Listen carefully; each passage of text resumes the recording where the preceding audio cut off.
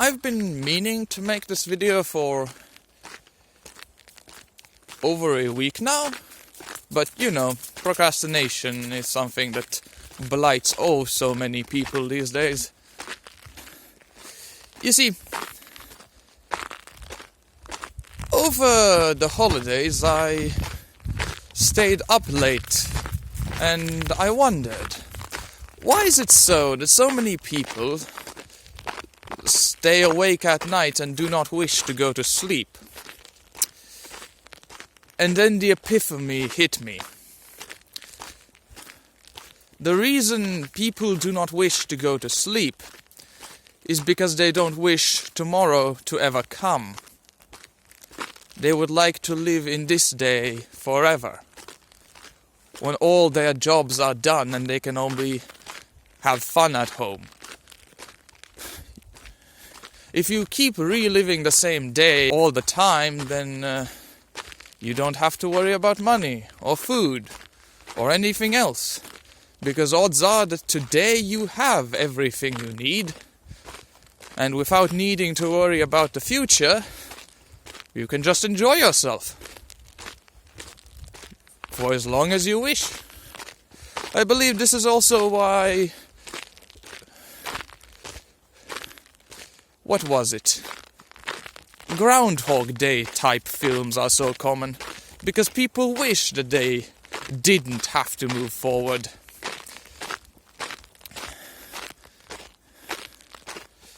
I myself also wish I could live in the same day forever.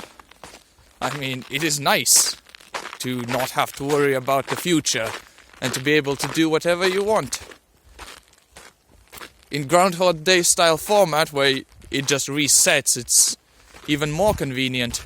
You can even break all the laws and everything will be fine tomorrow, because that never happened.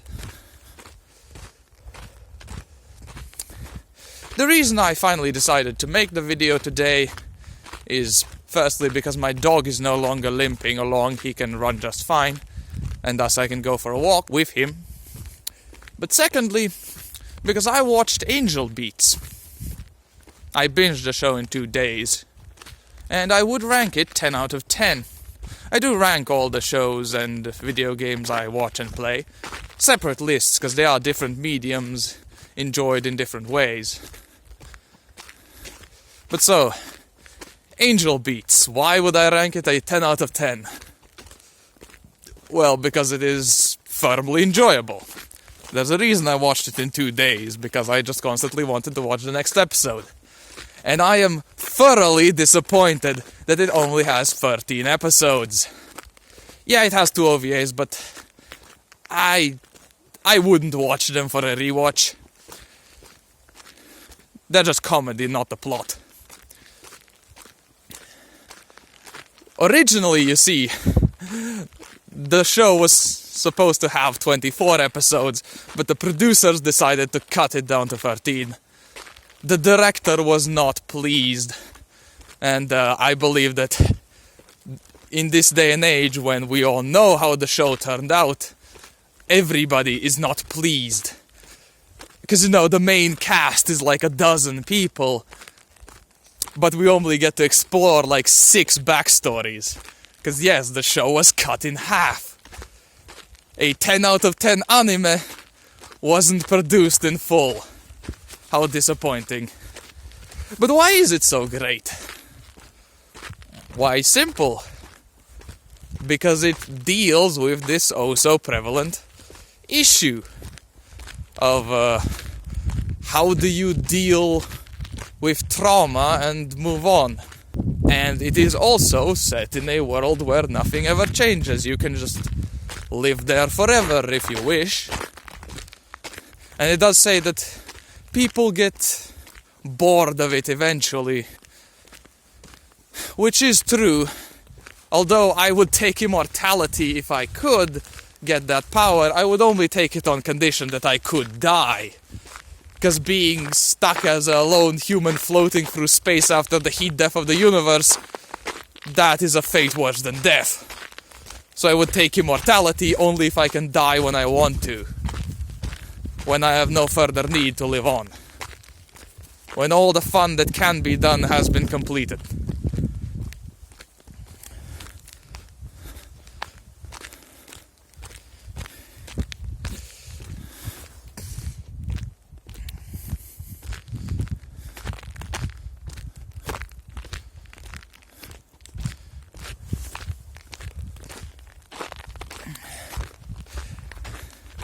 It is interesting that Otonashi, the main character of Angel Beats, the one whose point of view we follow, was never supposed to be in that afterlife school.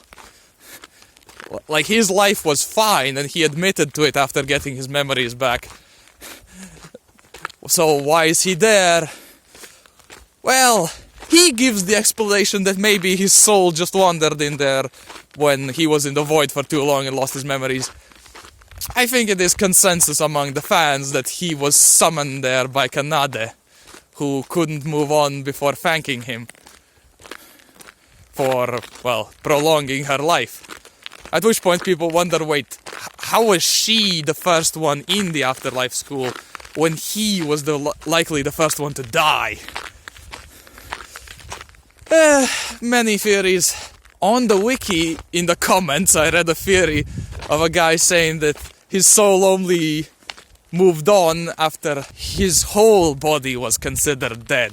And considering he signed himself up to be an organ donor for all organs, he only went to the afterlife after all of the organs had died separately. I don't think that's a very convincing explanation, considering that, well, when you die, you are dead, even if your liver is given to someone else. But alas, we shall never know. And I don't think it is important to know. It's not important to the story of why Otonashi showed up so late. Because ultimately, it had to be that way. Kanade had to be in that world first in order to summon him. And, well, the main driver of the plot is Yuri's unwillingness to move on.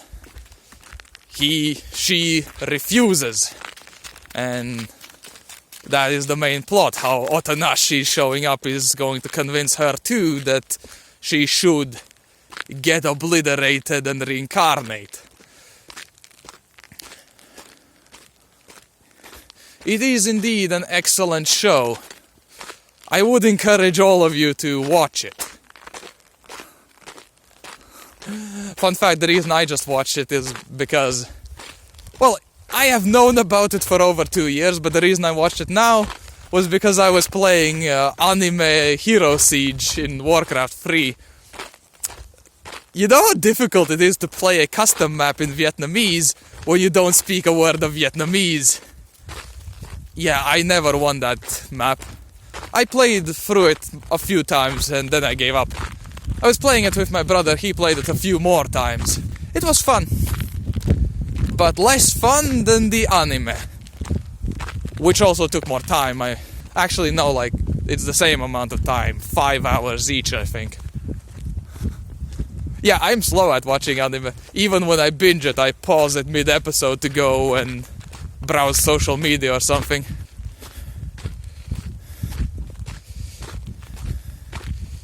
I don't know why it is difficult for me to gather thoughts this day. Well, my thoughts, of course. Because I have a lot of opinions on Angel Beats, yet I just can't say anything. Other than I think it was great. Oh, I can also say that it would be absolutely awesome to, as in all the romance animes, get a girlfriend by divine intervention. Because I do believe it is pretty clear that Otonashi and Kanade met again after reincarnating. And it is also pretty obvious that they both loved each other, even though Kanade never said it. Because, you know, she's a very quiet girl. Which is a bit weird. Because on some conditions, she's like completely oblivious to people's emotions.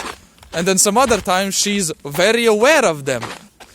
I find that a bit strange, but it's not bad. It's alright, I suppose.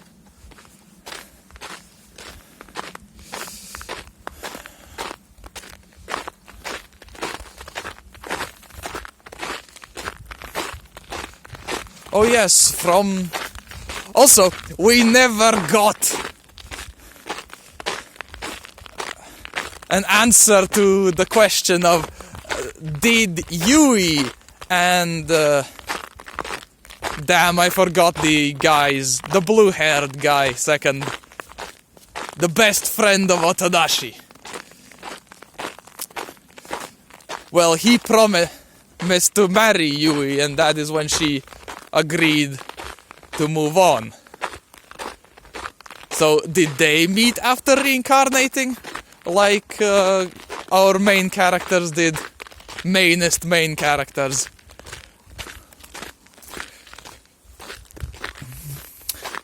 I'm going to headcanon and say that yes. Because that just makes everything nicer.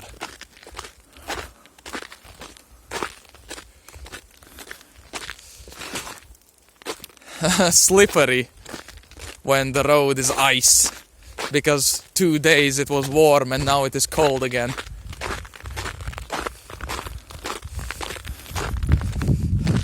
This only happens where cars drive. Naturally what forms is sarsna, where the snow melts on top and then refreezes as ice on top of snow instead of ice on top of dirt. Very slippery.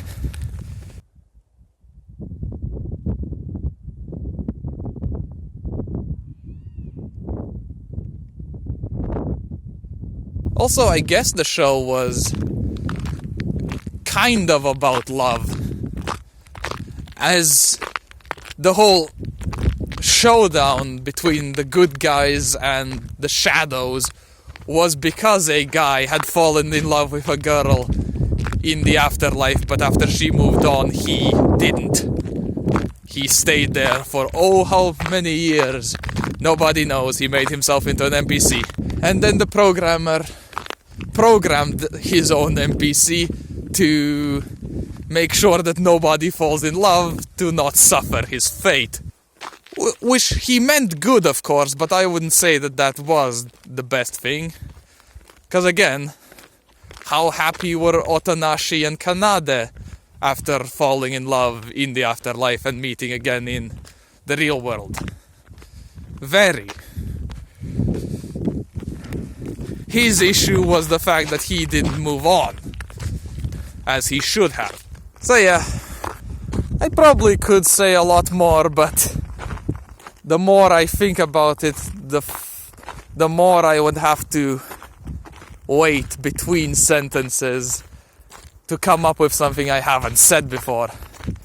So in the end, Angel Beats is a 10 out of 10 anime. I encourage you all to watch it. Great show. Enjoy it as much as I have. That is what I wish for you.